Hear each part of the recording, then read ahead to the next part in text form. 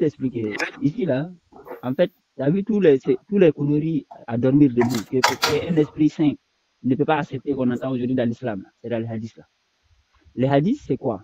En fait, c'est des bouquins qui ont été écrits 200 ans après Mahomet. Mahomet, il est venu avec un seul bouquin. Voilà le Coran ici. C'est Douvé, même voilà. Il est venu, il a un bouquin, le Coran, qui a environ 6000 versets. Tu vois, non? Il a toute sa vie, c'est pour ça qu'il a lutté, il a établi le Coran. Et lui, il n'a jamais écrit un autre bouquin que le Coran. Ses compagnons n'ont jamais écrit un autre bouquin que le Coran. Dieu n'a pas descendu un autre bouquin que le Coran. Tu vois, non? Maintenant, quand Mahomet est mort, vers 600 et quelques, après 200 ans après lui, il y a des gens qui sont venus du Caucase, c'est-à-dire que l'Azerbaïdjan, de Géorgie, de la zone là-bas, ils sont venus, ils ont écrit, le gars qui s'appelle le Bukhari, il a écrit un bouquin qui a 6000 paroles, qu'on appelle hadith. Muslim, il est venu avec un bouquin qui a 7000. Lui, il a écrit 7000 aussi, un bouquin qui a, il y a Tirmizi qui a écrit son bouquin qui a 4330 hadiths, qu'on appelle hadiths, c'est comme des versets en fait. Ici aussi, pareil, Ibn Majah, un truc qui a 4000 versets, 4000 hadiths, lui aussi, Nasaï, 5700 et quelques, lui aussi, 4800 et quelques.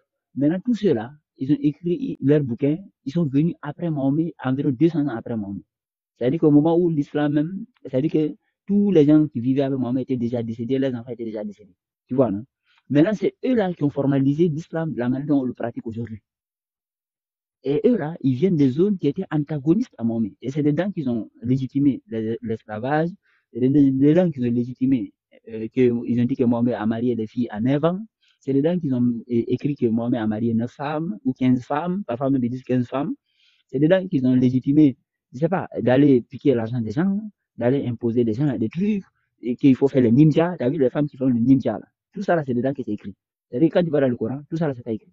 Qu'il faut lapider les gens. Lapidation, là, c'est dedans. Il n'y a pas dans le Coran. Tous ces conneries, là, c'est dans ces bouquins-là qu'ils ont écrits.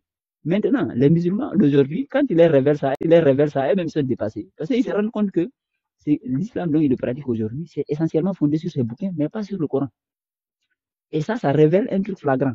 Ça veut dire que c'est ce que j'ai dit. Ça veut dire qu'on ne suit pas Allah en réalité. Ça veut dire qu'ils ont fabriqué une version parallèle de l'islam qui nous enseigne, qui n'a rien à voir avec le vrai islam de Allah lui-même, qui est condensé dans son livre, qui n'a que 6000 versets.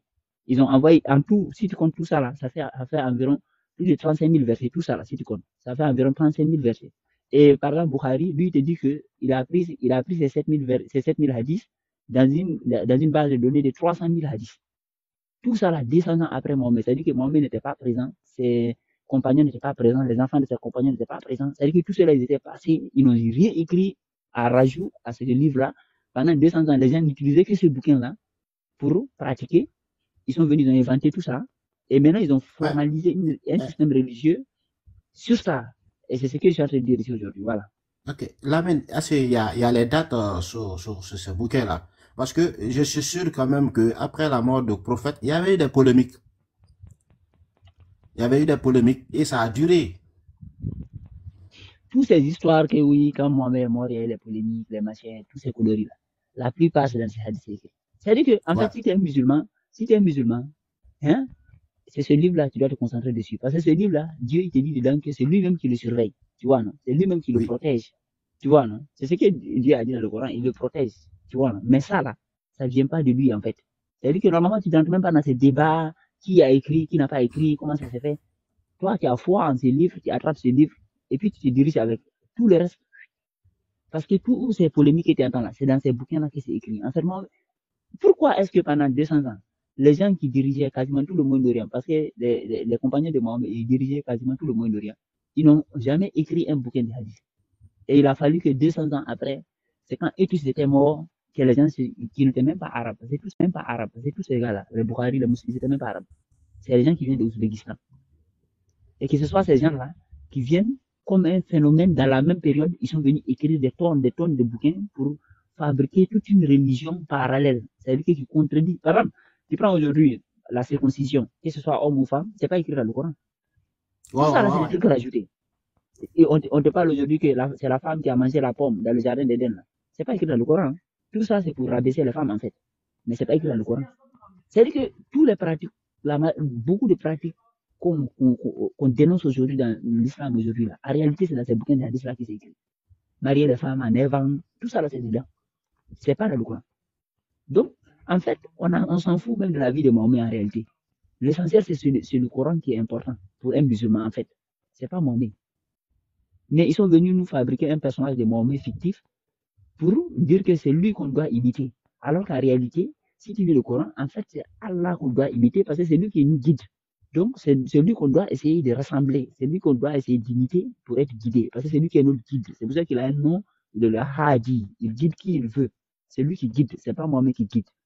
Mais ils sont venus nous inventer un personnage de Mahomet fictif en lieu et place du Dieu lui-même. Pour nous éloigner du texte de Dieu lui-même, nous a inventé ici des bouquins, des tonnes de bouquins pour qu'on se focus sur ça et qu'on laisse le Coran. Et donc, maintenant, les gens, ils vont venir te dire non, il y a des hadiths qui sont bons, il y a des hadiths qui sont pas bons. Mais tous ces hadiths-là, ça vient de qui, en fait? Il n'y a pas la question de est-ce qu'il y a des hadiths bons ou il n'y a pas d'hadiths bons. Tout ça, ça doit être foutu à la poubelle parce que Mohamed ne connaît pas. C'est-à-dire qu'il n'a rien écrit, il ne connaît même pas ça. Tout ça, c'est des mensonges mis dans sa bouche. Il ne connaît pas ça. Et puis, nous, on n'est même pas censé suivre Mohamed. On est censé suivre Allah. Voilà. Je ne sais pas si tu comprends ce que j'ai dit. Oh, oui, j'ai compris. Et ça me donne beaucoup à réfléchir et en même temps faire des recherches. Oui, parce que, tu sais pourquoi j'ai dit ça, Lamine? Parce que dans nos mosquées là-bas, chez nous, là-bas, tu vois, il y en a beaucoup de gens,